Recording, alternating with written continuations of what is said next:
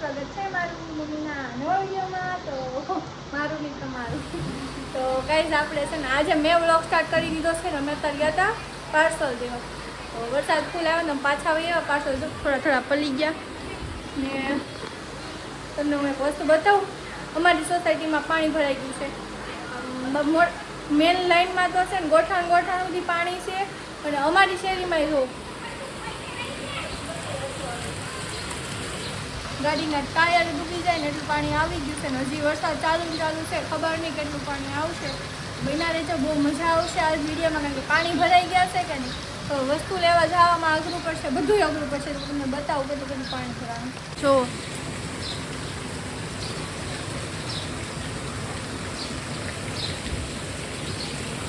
જો ઠેઠ જો બધે પાણી ભરાઈ ગયા છે. અને બહારની મોટી સોસાયટી મેન સોસાયટીની શેરી છે ને, ના તો ગોઠણ સુધીના પાણી છે. આખા ગાડીના ટાયર ડૂબી જાય ને એટલું. અમારે જઈને આવે એટલે મને ખબર છે. મેં કહેતી ભાઈ હેલો ફેમિલી, જય માતાજી, જય મહાદેવ, હર મહાદેવ. કેમ છો બધા? મજામાં નથી? તો વિડીયો આથી બેને સ્ટાર્ટ કર્યો હતો. પછી મેં ફરીથી ફોન હાથમાં લીધો છે કારણ કે તમને હું બતાવું. જો ફેમિલી એટલું પાણી ભરાઈ ગયું છે. જો આગળ થોડુંક હતું ને ત્યાં પાણી ભરાવામાં વધારો છે. ઓટલો જરાક બાકી રહ્યો છે 4 આંગળ જેવો. 4 આંગળ પાણી વધારે આવશે એટલે પાણી અમારા ઘરમાં ઘરી જવાનું છે. જો વરસાદ બંધ થઈ જાય તો વાંધો નહીં, નકર આજ તો ઘરમાં પાણી ઘરી જવાનું છે. કાંઈ વાંધો નહીં, સારું હાલો, મજા આવશે.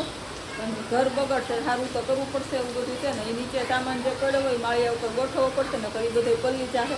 જેટલું બસે એટલું બસાવવું જોઈએ. કારણ કે આજ 15 મિનિટમાં આટલું પાણી આવી ગયું છે. જો ઘડીકમાં જ પાણીનો વધારો થઈ ગયો. ને તો અમારે આટલું બધું પાણી હતું નહીં.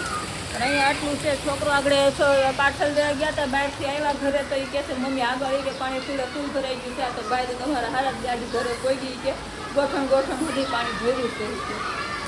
તો હવે આપણે કંઈક વ્યવસ્થા કરી નાખીએ. ગાઈઝ તમે જોઈ શકો છો ખાલી હવે જરા કેવું જ બાકી રહ્યું છે. જો અમારી તો શેરીમાં બધે પાણી ભરાણું.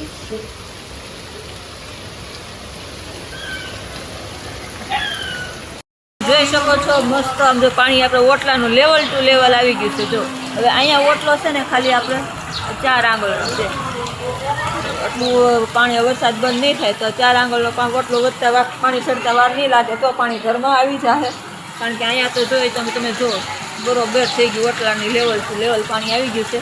અને આમ જો એની ગાડીઓ બંધ પડી ગઈ, ચાલુ થતી નથી. આમ જો કે સુધી એટલું જ પાણી ભર્યું છે. જો તો કૂતરે તો હજી આટા મારે પાણીમાં છે. આ કૂતરું નથી તો શું છે? ગાડી ન બગડી જાય ને એટલે પારસ જાય છે. મઢુલિયામાં છે ને ઊંચી છે એમાં ગાડી મૂકવા જાય છે. બધા મૂકી આવ્યા છે કે આને મૂકતા ગાડી અહીંયા મૂકી આવે. હવે ફેમિલી તો જોઈ શકો છો તમે, ઓટલો ડૂબી ગયો. ઓટલાની ઉપર એટલું પાણી આવી ગયું છે. જો ઘરમાં આવવાની તૈયારી છે. જો કાંઈ સારું હાલો તો ભગવાનને પ્રાર્થના કરો પાણી ઉતરી જાય, ઘરમાં પાણી ન આવે. તો ફેમિલી જો અત્યાર સુધી કહેતી હતી ને પાણી નથી આવ્યું તો ઘરમાં પાણી ભરી ગયું છે. બેન તો હાવણા મારીને પાણી બહાર કાઢવા મળી છે. ગ્રીલ તો ખોલી નથી થતી, છતાંય તમને હું ખોલીને જરાક બતાવું નથી બતાવું. હાલો હું તો આમ નામ જ બતાવી દઉં. જો આવી ગયું છે ને ઓટલો, જો ગ્રીલ જો કેટલું આવી ગયું પાણી. હવે ખોલવું ને તો એમાં શું છે પાણી આવે એનો વાંધો નહીં, પણ પાણીને હરણ કચરું આવે બહુ. એટલે આડું જમીન કંઈક નાખી દઈ તો આવી દશા થઈ છે. અને આ ફેમિલી લાઇટ એ વહી ગઈ છે. આ કેમેરાની લાઇટથી તમને અત્યારે શૂટિંગમાં બતાવી છે. બાકી લાઇટ વહી ગઈ છે. હવે પાણી ઉતરશે ત્યારે ઠેઠ લાઇટ આવશે. અને આમ જો પાણી બહુ કેટલું કચરું કામ હોય છે.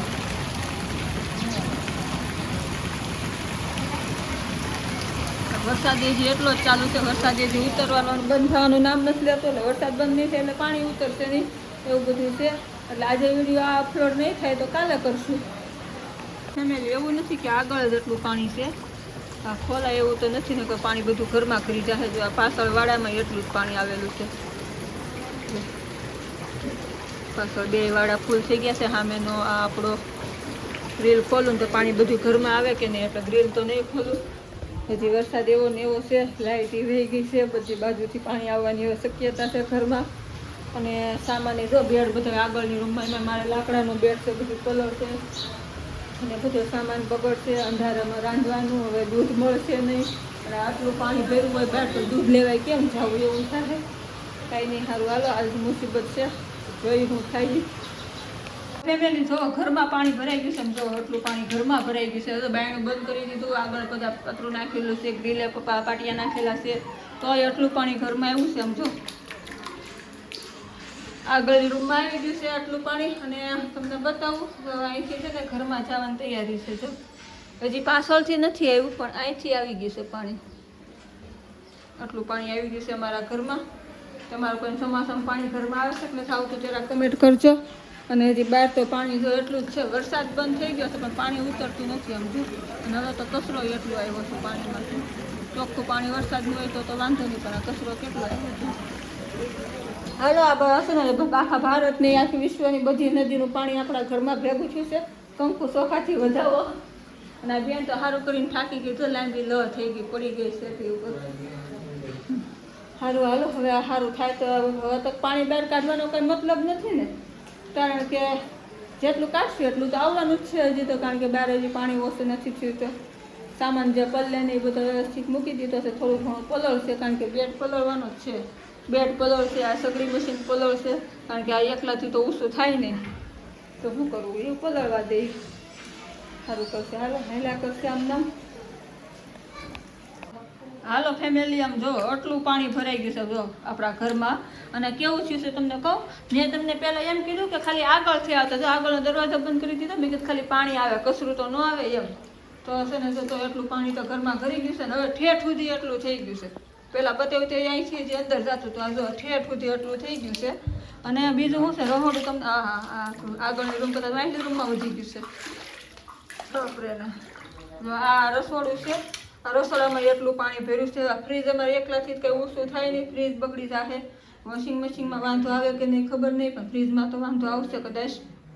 અને બાથરૂમમાંથી પાણી બહાર આવવા મળ્યું છે. બાથરૂમમાં જે આપણે ભૂંગળું આવે કે ને પાણી જાય ગટર લાઈનનું, એમાંથી પાણી બહાર આવવા મળ્યું છે. અને આટલું પાણી ઘરમાં ભર્યું છે. અને આમાં સામેવાળા બા છે ને વાડામાંથી બીજા લોકોનું ઘર થાય, એના ઘરમાં તો ગોઠણથી પાણી ભરાઈ ગયું છે. અમારે જો ઓછું પાણી કહેવાય, ઘરમાં આટલું પાણી ભરી ગયું છે. વરસાદ તો બંધ થઈ ગયો છે પણ પાણી બંધ નથી થતું. પાણી બંધ થાય તો ઠીક છે ને, કે શેટીયું બટ્યું બધું તરશે. મારું ફ્રીજ તો બગડી જ ગયું હશે, હવે ફ્રીજ રિપેર કરાવવું પડશે. અને વરસાદ ઉતરે તો ઘર એટલું સારું કરવું પડશે. ચોમાસું બધાને બહુ વાલું, પણ આવું નુકસાની થાય ને એટલે બધાને કંટાળો ચડે, કારણ કે કામ ધંધા બંધ રહે, ઘરમાં પાણી ભરી જાય અને વાંધો નહીં, પછી કેટલું કરવું પડે, કરવા હેરાન થાય. એમાં લાઇટ કાઢી નાખે એટલે બહુ હેરાન થાય. અંધારે કામ કરવાની આપણે મજા આવે નહીં. અને આ પાણીમાં પાછા હું જીવડા જીવજંતુ બધું આવે બહાર અત્યારે તો. કાંઈ નહીં, સારું હાલો, હવે આમના બેઠા છીએ હજી તો લાઇટ આવી નથી. હવે વિચાર એવું કર્યું છે ભાત વઘારીને રાતે ખાઈ લેવું.